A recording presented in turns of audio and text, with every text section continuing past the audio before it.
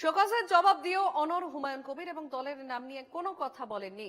বিরোধী দলনেতা জাতিগত আক্রমণ করেছেন, তার জবাব দিয়েছেন, এখনো জবাব দেবেন।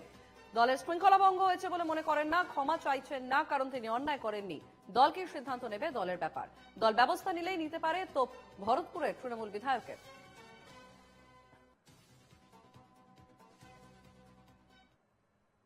আমি তো মন্তব্য দলের বিরুদ্ধে তো কোনো কথা বলিনি।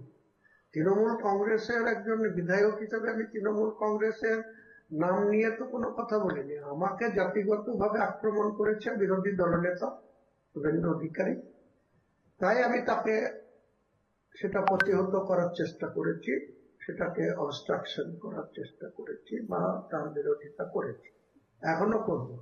দল খুশি কি খুশি না, দল কোনো ব্যবস্থা নেবে কি নেবে না, সেটা দলের সর্বোচ্চ নেতৃত্ব এবং ডিসিপ্লিনারি কমিটির মাননীয় সদস্যদের অধিকারের মধ্যে পড়ে। তেনারা যা খুশি সিদ্ধান্ত নিতে পারেন, সেটা নিয়ে আমার কি বলার।